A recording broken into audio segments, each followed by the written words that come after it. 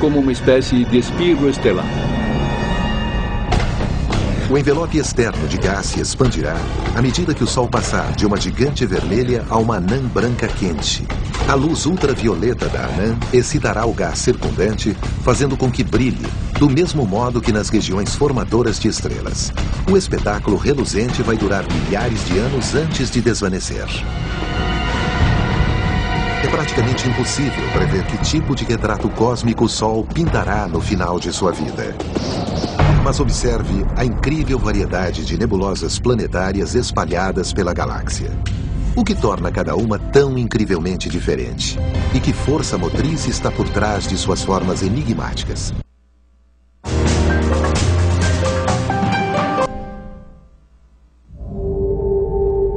Estima-se que existam 10.000 nebulosas planetárias em nossa galáxia. Cada uma mostrando a morte de uma estrela de maneira singular. Embora cada nebulosa planetária seja gerada por um único sistema estelar, comparativamente seu tamanho é imenso. As nebulosas planetárias são enormes. Se isto entre os meus dedos fosse o sistema solar, o raio de uma nebulosa planetária seria de 1.000 a 10.000 vezes maior. Contudo, devido à sua grande distância da Terra, para nós, a maioria das nebulosas planetárias aparece como pontinhos minúsculos no cosmos. A distância da nebulosa planetária NGC 2440 é de 4.000 anos-luz. E embora a nebulosa em si tenha 1 ano-luz de extensão, quando vista da Terra, seu tamanho é apenas 4% do diâmetro da Lua cheia. Só os telescópios mais potentes podem vê-la em detalhe. Uma nebulosa aparentemente tão grande quanto a Lua é a nebulosa da Hélice. Ainda assim, para ser vista, ela precisa ser fotografada com uma exposição prolongada. Sua forma surpreendente até inspirou alguns a chamá-la de Olho de Deus. A cerca de 450 anos-luz de distância, está entre as nebulosas planetárias mais próximas da Terra. Como tal, tem sido estudada intensamente. Esta foto do telescópio espacial Hubble é uma das imagens astronômicas mais detalhadas já feitas. Entre as surpresas que ela revela, estranhos nós, parecidos com raios de roda, estão dentro da nebulosa. Eles chamaram de nós cometários, talvez pensando que eram cometas antigos em torno da estrela, quando de fato são apenas uma interação natural da luz da estrela com o gás. Quando a luz da estrela é projetada, ela choca com o gás. É mais ou menos como jogar água fria no fogo. E isso faz com que o gás se recurve e se fragmente. As cores vistosas vistas nas fotos das nebulosas planetárias enganam.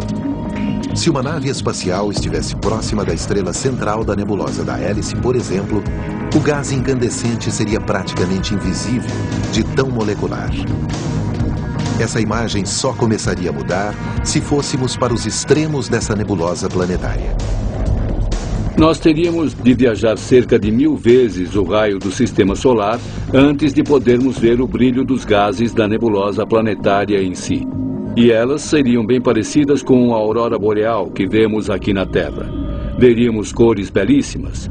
E então, pouco depois disso, terminaríamos nosso voo pela nebulosa e estaríamos nas profundezas do espaço. Olhando para trás, as cores da nebulosa são mais aparentes. De outro modo, o gás é molecular demais para ser visto, a não ser que olhemos através de todo o seu envelope de bilhões de quilômetros de espessura como estamos agora. Mas mesmo assim, precisamos de um realce. Os nossos olhos veem o já esperado vermelho do hidrogênio, mas mais cores aparecem e a estrutura se torna mais clara se a nossa nave espacial aplicar a paleta do Hubble à nossa visão. Ainda assim, a nossa visão da nebulosa é limitada por nossa posição. Assim como acontece na Terra, nós a vemos de apenas uma direção. Ela parece um anel alongado, mas a nossa nave espacial contorna a nebulosa e nos damos conta de que, de outro ângulo, tem uma aparência muito diferente. Ela não é um anel de gás, nem mesmo uma esfera, mas dois discos distintos se sobrepondo, possivelmente graças à descarga de gás da estrela central, em duas fases diferentes, em momentos diferentes, perto do final de seu ciclo de vida. As questões acerca das formas de nebulosas planetárias estão entre as mais desconcertantes de toda a astronomia. Vamos ver algumas das formas das nebulosas planetárias. Elas podem ser redondas, como a nebulosa Fatia de Limão, e até elípticas, como a nebulosa do Espirógrafo e muitas outras. Até casos extremos, como a nebulosa da Formiga e a nebulosa das Lulas Gêmeas, mais conhecida como M29.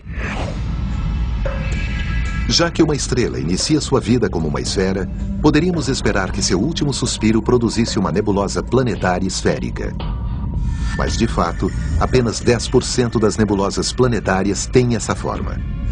Entre as forças motrizes por trás das formas mais exóticas estão os ventos estelares, oriundos das diferentes camadas de gás expelidas pela estrela em diferentes momentos de seu ciclo de morte e em velocidades diferentes. E o resultado é um conjunto de ventos interativos, ventos colidindo com outros ventos em seu interior. Esse é um processo que esculpe a nebulosa e ajuda a lhe dar sua forma interessante. As mais intrigantes das nebulosas planetárias são aquelas com formas bipolares.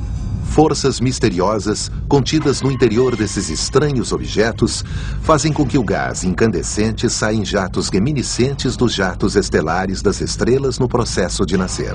E como dois fenômenos tão semelhantes podem acontecer tanto no início como no fim da vida estelar? Os jatos são fenômenos onipresentes na astronomia.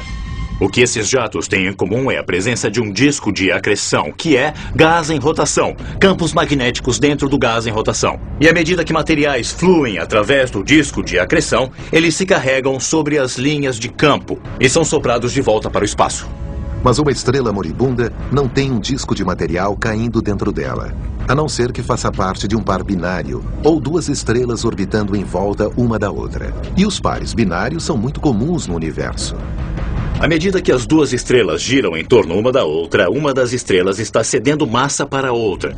O material flui de uma das estrelas para a outra e se forma um disco de acreção. Campos magnéticos aparecem naquele disco de acreção e o material é soprado dele, assim como nos outros casos. As nebulosas planetárias representam os processos normais da morte de estrelas em todo o universo. Mas existem estrelas gigantes no universo que estão longe de serem normais e concluem sua vida em explosões enormes. E, frequentemente, as nebulosas resultantes são as únicas pistas de como encontraram o seu violento fim.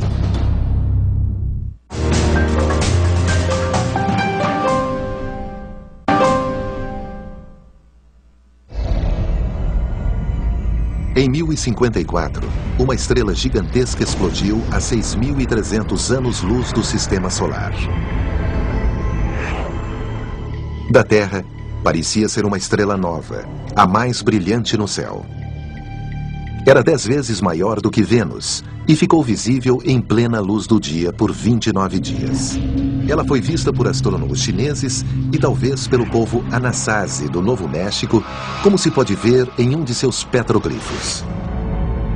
Ela desvaneceu quase tão rapidamente quanto apareceu e hoje só podemos vê-la usando telescópios. Mas o que restou dela é espetacular. 1000 anos depois, nós a chamamos de Nebulosa do Caranguejo, uma de uma série de nebulosas conhecidas como restos de supernovas.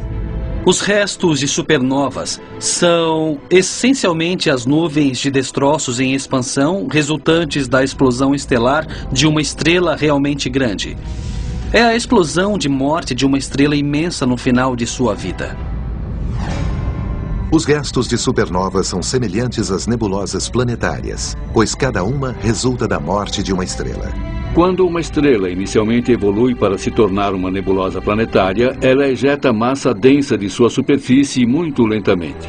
Mas não é uma explosão, é apenas uma ejeção. Uma supernova é muito mais simples, é apenas uma explosão. Tudo acontece em segundos.